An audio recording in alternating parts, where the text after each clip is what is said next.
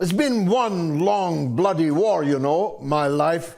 I was born as the gunfire of the Korean War was just beginning to die out, and every decade since has been scarred and marred by the efforts of the empire to stay on top, and the necessary and obvious struggle of those underneath to get that boot off their necks. That means that many a time, people that one wouldn't normally invite round for dinner are the people who are fighting against empire domination. This is an important nuance that some people, including some people who should know better, are going to have to learn.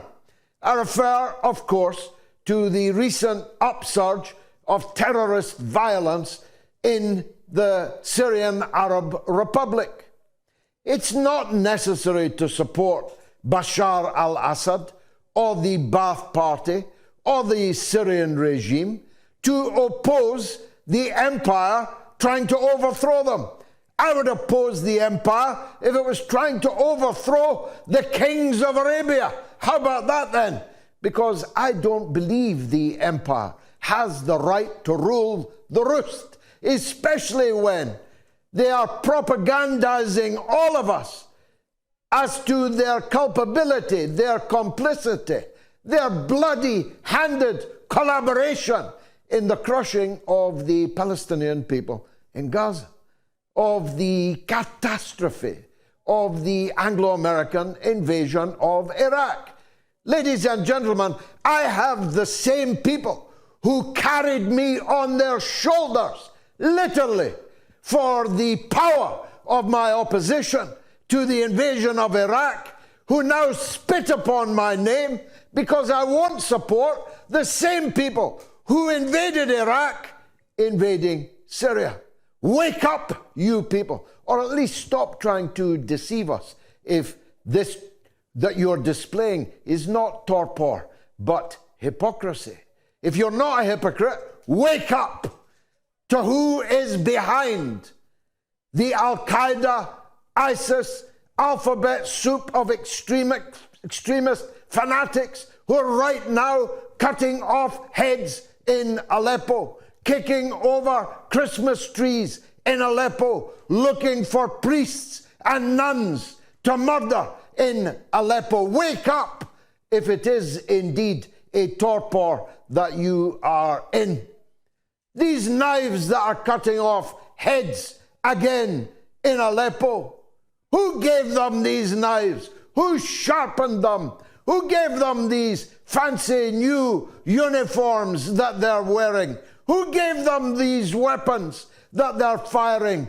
Who gave them the transport that they're moving around in? Wake up if it is torpor that you are suffering. You know the answer to that.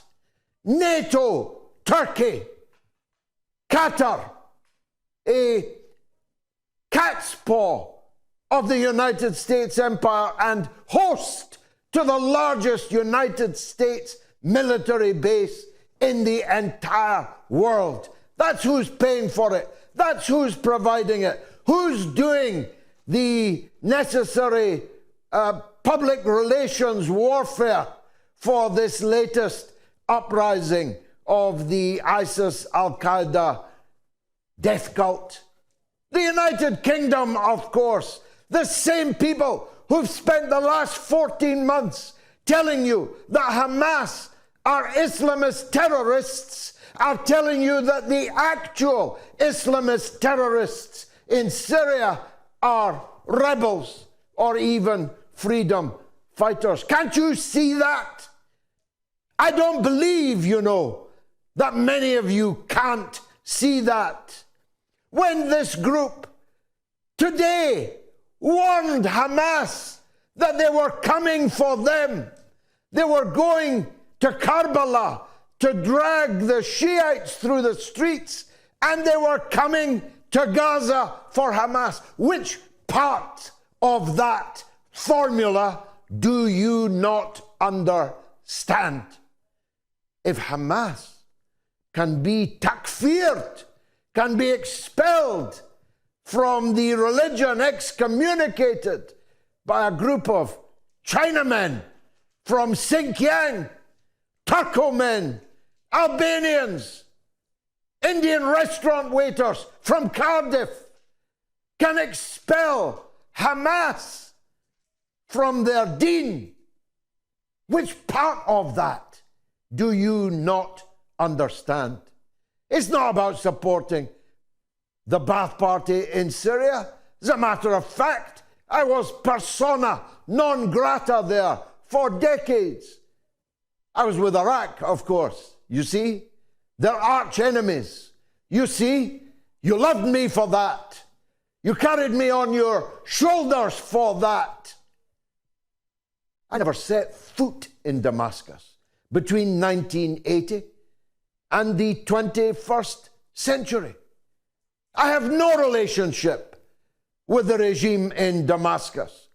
They've never given me a penny or even a baklawa. As a matter of fact, they still owe me an airline ticket for attending a conference that they invited me to. I have nothing to do with this regime, but I have everything to do with defeating the efforts of the American, Anglo-American empire and its attempt to overthrow any government that does not slavishly serve them.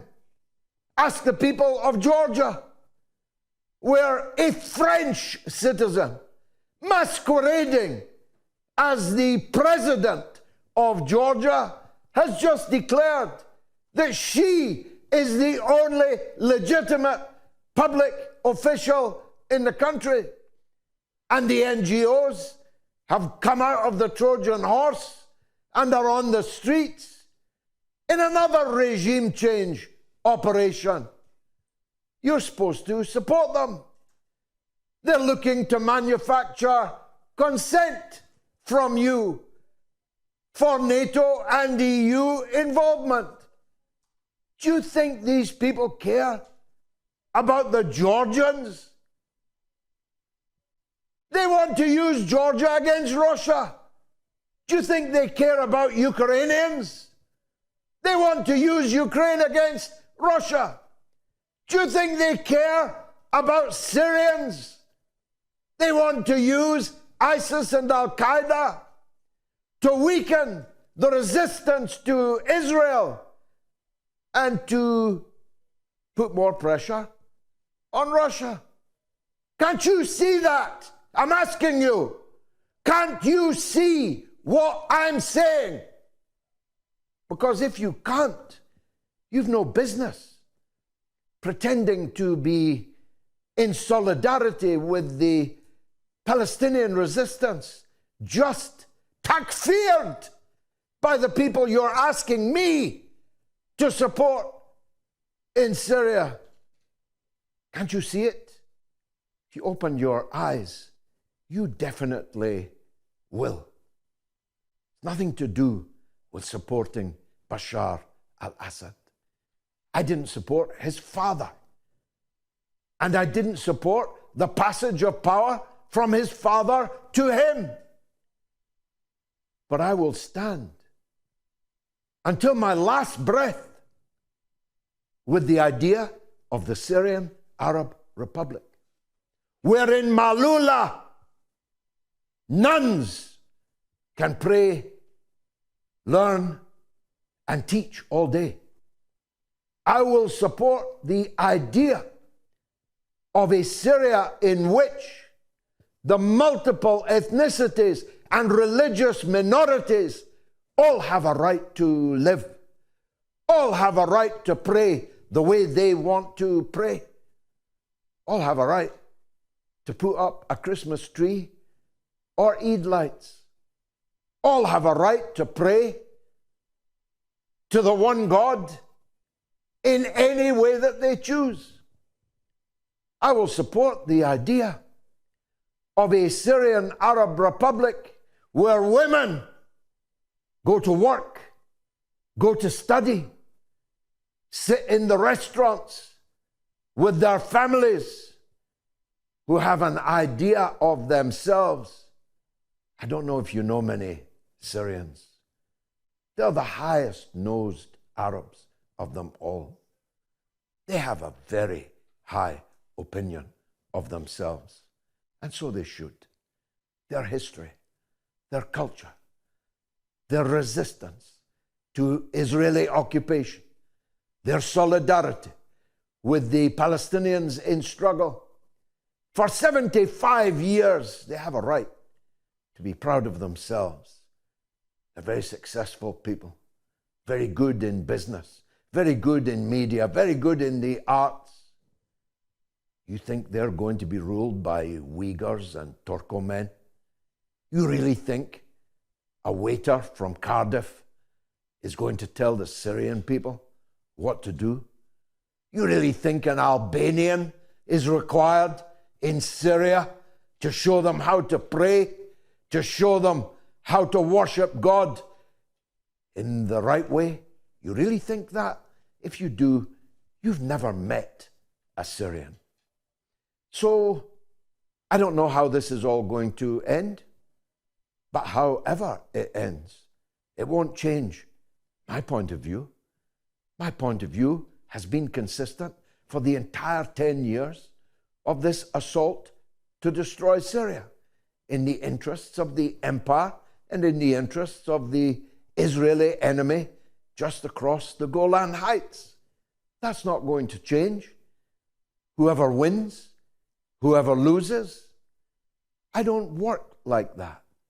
And on that subject, to the people who complain to me, try to cajole me, even bully me into bringing this Pakistani or that Pakistani onto the mother of all talk shows to talk about recent events in that benighted country, forget about that.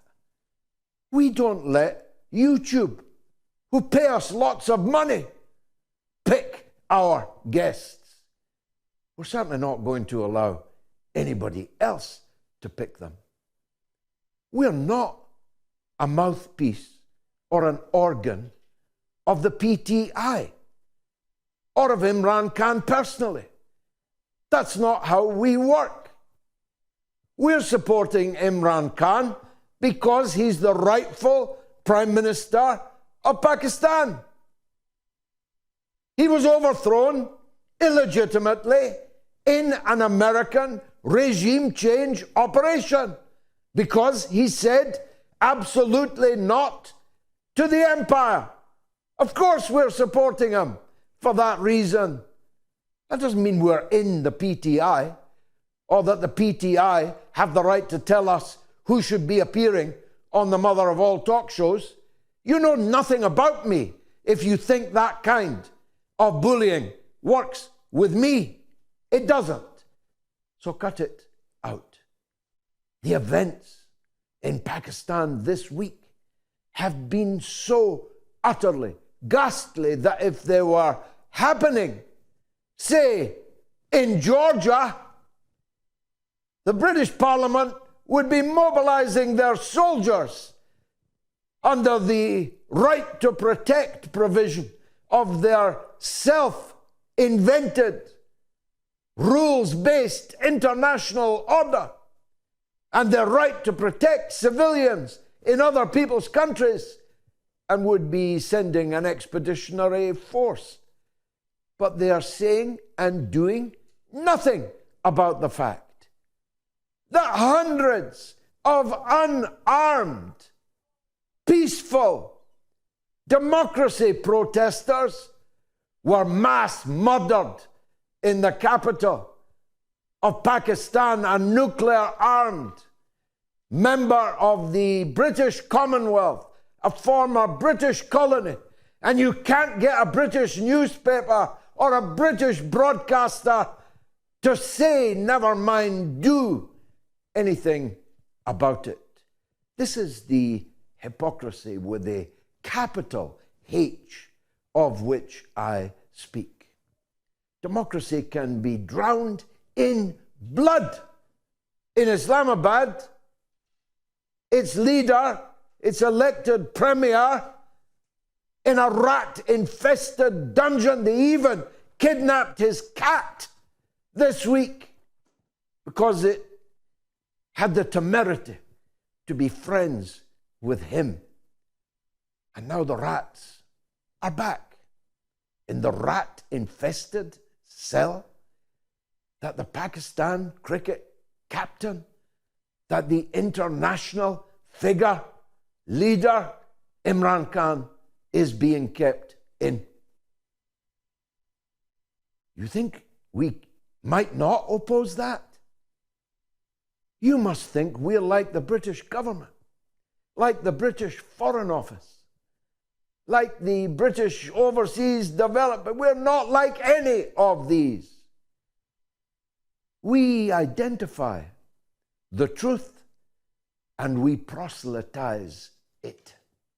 We campaign for it, whatever the cost, whomsoever likes it or doesn't.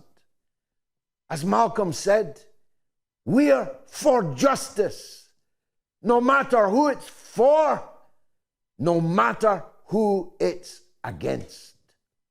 That's why we're with Imran Khan. Now, when Jimmy Dore joins us in the second hour, we are going to have a ball. I've just listened to his interview with Tucker Carlson. It is a masterpiece, a masterclass of the genre. Jimmy Dore's observation about the so-called liberal, so-called progressive American so-called left is so on the money. I wish I'd said much of it myself, but I did the next best thing. I invited Jimmy Dore to speak to you in the second hour of this, the 400th edition of the mother of all talk shows. We're all lucky, I promise you. Stay tuned. I'll be right back.